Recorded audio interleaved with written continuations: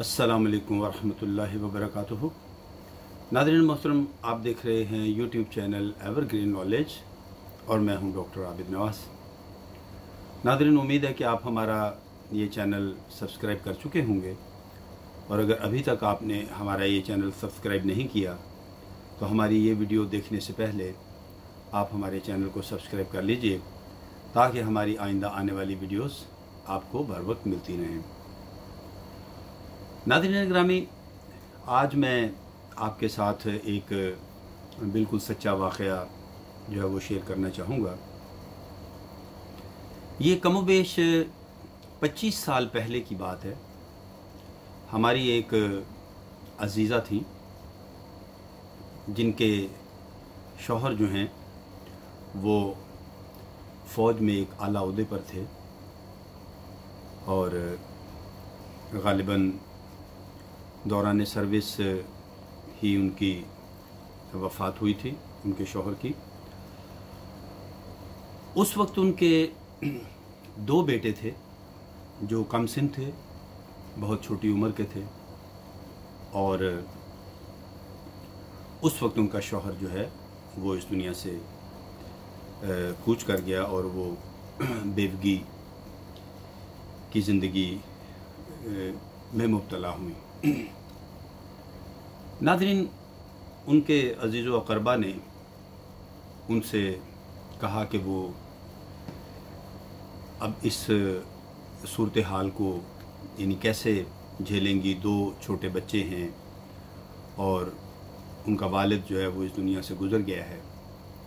और अभी उनके सामने एक यानी पहाड़ जैसी ज़िंदगी पड़ी है। वो ज़ाहिर है कि उस वक्त अभी यानी जवानी की उम्र में ही थी वो ख़ातून। लिहाजा उनके रिश्तेदारों ने और उनके अज़ीज़ व अक़रबा ने उन्हें यह मशवरा दिया कि वो दूसरी शादी कर लें। लेकिन उस खातून ने ये कहकर दूसरी शादी करने से मना कर दिया कि वो अपनी बाकी ज़िंदगी अपने इन दोनों बेटों के लिए वो वक्फ़ कर देंगी और वो अपने इन बेटों को पालेंगी। यही उनका सरमाया है और यही अब उनकी ज़िंदगी का मकसद है। लिहाजा नाज़रीन, उस खातून ने दूसरी शादी करने से इनकार कर दिया, और उनके शौहर जो फ़ौज में आला ओहदे पर थे, उनकी जो पेंशन आती थी उसके ज़रिए और कुछ उनके ख़ानदानी कोई जायदाद वगैरह थी, वहाँ से कुछ उनका ज़रिया आमदन था, वो इस तरह कुल मिलाकर अपने उन दोनों बेटों के साथ अपनी ज़िंदगी बसर करने लगीं, और अपने दोनों बच्चों को उन्होंने अपने ज़ेर साया उनकी तालीम और तरबियत में कोई कसर जो है वो उठा ना रखी। नाज़रीन, वक्त गुज़रता रहा और वो अपने बच्चों के साथ ज़िंदगी का सफ़र तय करती नहीं, यहाँ तक कि उनके बच्चे जो हैं वो बड़े हो गए, और दोनों बेटों को उन्होंने अच्छी तालीम दिलवाई। बड़ा बेटा जो था उसे भी तालीम दिलवाई, और जो छोटा था वो भी पढ़ रहा था। अलबत्ता बड़ा बेटा जो था वो तालीम मुकम्मल करने के बाद ग़ालिबन किसी मुलाज़मत पर वो फ़ाइज़ हो गया, उसने मुलाज़मत शुरू कर दी। और जो छोटा बेटा था वो चूँकि बड़े भाई से उसका कुछ फ़र्क था 2-4 साल का, लिहाजा वो अभी पढ़ रहा था, और पाकिस्तान से वो ग़ालिबन इंटरमीडिएट करने के बाद उसने आला तालीम हासिल करने के लिए अपनी वालिदा से बात की, और कुछ कोशिश वगैरह। उस ज़माने में नाज़रीन लोगों में ये भी काफ़ी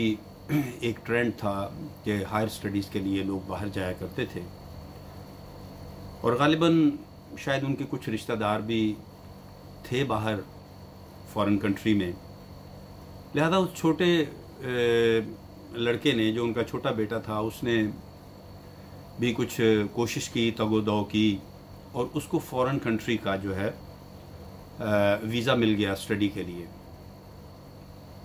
لہذا وہ بچہ جو چھوٹا تھا وہ پڑھنے کے لیے باہر چلا گیا، اور جو بڑا بیٹا تھا وہ اپنی والدہ کے پاس رہا. اور پھر اس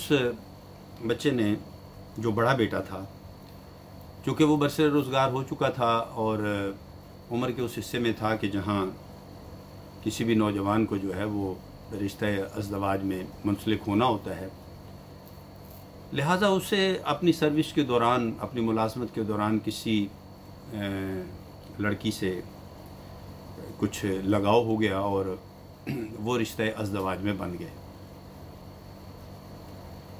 لیکن اس کی والدہ کو شاید یہ بات پسند نہیں تھی، یا اس نے اپنی والدہ سے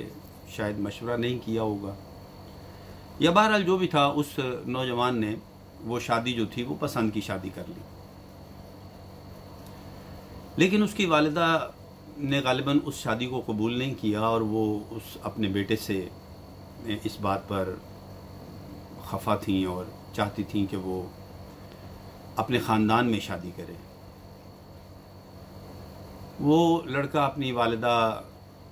سے اس بارے میں جو ہے وہ، یعنی ان کی آپس میں بحث و تمہیس ہوتی رہی اور یہ معاملہ چلتا رہا. لیکن بہرحال وہ اپنی والدہ کے سامنے، وہ لڑکا جو تھا وہ اس نے سر تسلیم خم کر دیا، اور اس کی والدہ نے اس لڑکے کی اپنے خاندان میں ایک شادی کر دی. اب یعنی وہ لڑکا جو ہے اپنی 2 شادیوں میں، وہ یعنی اس وقت اس کی 2 بیویاں ہو گئیں. اور اب وہی جو ہمارے معاشرے میں جو روایتی ایک ہوتا ہے معاملہ کہ 2 بیویوں والے کے ساتھ کبھی ایک بیوی ناراض ہے تو کبھی دوسری خفا ہے، اور کبھی ایک بیوی کے پاس جاتا ہے تو کبھی دوسری کے پاس. اور اسی معاملے میں وہ لڑکا جو تھا وہ خاصا ذہنی طور پر اپسیٹ ہو گیا. غالباً اس کی دونوں بیویاں جو تھیں وہ ایک دوسرے کو بھی قبول کرنے پر تیار نہیں تھیں، اور ظاہر ہے کہ اس کی پہلی شادی جو تھی وہ پسند کی تھی، اور دوسری جو تھی وہ اس کی والدہ کی خواہش پر اس نے کر تو لی تھی، لیکن وہ اس کے ساتھ ایڈجسٹ نہیں کر پا رہا تھا. بہرحال وہ لڑکا ذہنی طور پر اتنا اپسیٹ ہوا کہ ذہنی طور پر بہت زیادہ وہ دباؤ کا شکار ہو گیا، اور گھریلو ناچاکیوں کی وجہ سے بہت پریشان رہنے لگا. دوسری طرف وہ جو چھوٹا بیٹا تھا وہ پڑھنے کے لیے جو فورن کنٹری چلا گیا تھا، اس کو وہاں تعلیم مکمل کرتا رہا، اور 2-4 سال کے بعد تعلیم جب اس نے مکمل کر لی تو بجائے اس کے کہ وہ واپس آتا اور اپنی بیوہ ماں کا سہارا بنتا، اس نے وہاں سیٹل ہونے کے لیے شادی کر لی، اور وہ وہیں کا ہو کر رہ گیا، اور وہ واپس نہیں آیا. اب وہ بیوہ ماں جو تھی وہ اپنے اس بیٹے کی جدائی بھی برداشت کر رہی تھی، اور جو دوسرا یہ بیٹا تھا یہ تو اس کے خیر پاس ہی تھا، لیکن یہ بہت ہی بیچارہ پریشان کن حالات سے دوچار تھا، چونکہ اس کی دونوں بیویاں جو ہیں وہ کسی طور پر بھی آپس میں رضامندی سے زندگی گزارنے پر تیار نہیں تھیں، اور نہ ہی وہ اکٹھا رہنا چاہتی تھیں، اور غالباً اس کے وسائل اتنے نہیں تھے کہ وہ دونوں کو الگ الگ 2 جگہوں پر جو ہے وہ ان کو ایڈجسٹ کر پاتا، ان کو سپورٹ کر پاتا. بہرحال وہ اسی پریشانی میں ایک رات اپنی ایک بیوی کے جو گھر جا رہا تھا، تو غالباً اسی ذہنی پریشانی میں ہی وہ ڈرائیونگ کر رہا تھا، تو اس لڑکے کا روڈ ایکسیڈنٹ ہو گیا. اور وہ روڈ ایکسیڈنٹ اتنا شدید تھا ناظرین کہ اس روڈ ایکسیڈنٹ میں اس نوجوان کی موت واقع ہو گئی. اور اس طرح اس بیوہ ماں کے دل پر غموں کا ایک پہاڑ گویا کہ ٹوٹ پڑا اور وہ نوجوان عالم ادم کو سدھار گیا، جبکہ دوسرا بیٹا جو تھا اس بیوہ کا، وہ جو بیرون ملک پڑھنے کے لیے گیا تھا اور پھر اس نے اپنی زندگی بنانے کے لیے وہیں پر اس نے شادی کر لی اور وہیں پر وہ نیشنلٹی کے لیے ایڈجسٹ ہو گیا۔ ناظرین، اس زمانے میں نیشنلٹی ابھی بھی خیر اسی طرح کے رولز ہیں، بلکہ سخت ہو گئے ہیں۔ اس زمانے میں بھی نیشنلٹی کے لیے کافی وقت ٹھہرنا پڑتا تھا لوگوں کو بیرون ملک، اور کافی جو ہیں وہ رولز اینڈ ریگولیشنز جو تھے وہ فالو کرنا پڑتے تھے، اور غالباً وہ اس وقت اپنے بھائی کے جنازے میں شرکت کے لیے بھی نہیں آ سکا اور اپنی والدہ کو دلاسا اور سہارا دینے کے لیے بھی وہ نہیں آ پایا۔ ناظرین، اب یہ ایک ایسا واقعہ ہے جس میں ہمارے لیے ایک جو ہے وہ درس عبرت ہے، اور یہ ایک ستم ظریفی ہے قسمت کی۔ دیکھیے کہ اس خاتون نے جس نے یہ سوچ کر اپنے بچوں کو پالا اور اپنی جوانی جو ہے وہ اپنے بچوں کے نام کر دی اور دوسری شادی نہیں کی، یہ سوچ کر کہ وہ اب اپنے بچوں کے ساتھ ہی اپنی زندگی گزارے گی اور یہی اس کی زندگی کا سہارا ہے اور یہی اس کا سرمایہ ہے، لیکن وہ دونوں بچے اس کے پاس نہ رہے اور بڑھاپے میں وہ بے سہارا اور بے آسرا ہو گئی۔ ناظرین، اسی کو غالباً کہا جاتا ہے کہ مین پروپوزز، گاڈ ڈسپوزز۔ انسان ہمیشہ اپنے حالات و واقعات کے مطابق بہتر فیصلہ کرنے کی کوشش کرتا ہے، لیکن اللہ کے ہاں اس کے لیے کیا فیصلے ہیں یہ اللہ بہتر جانتا ہے، اور ہمیں اللہ کے فیصلوں کے سامنے اپنے سروں کو تسلیم، سروں کو خم کرنا چاہیے کہ یہی ایک اچھے انسان اور مسلمان کی جو ہے وہ پہچان ہے۔ تو ناظرین، یہ ایک ایسا واقعہ جسے ہم کہہ سکتے ہیں کہ اللہ تعالیٰ جو ہے وہ انسان کے لیے کیا فیصلے کرتا ہے انسان کو نہیں معلوم ہوتا، لہذا دعا گو رہنا چاہیے ہمیں کہ اے اللہ تو ہمارے لیے بہتر فیصلے فرما جو ہمارے حق میں اچھے ہوں، اور دعا کرتے رہنا چاہیے کہ اللہ کے ہاں ہمارے لیے بہتر جو ہے وہ فیصلہ ہو اور بہتر تدبیر ہو۔ ناظرین، امید ہے کہ میں کچھ باتیں آپ تک پہنچانے میں کامیاب رہا ہوں گا۔ آپ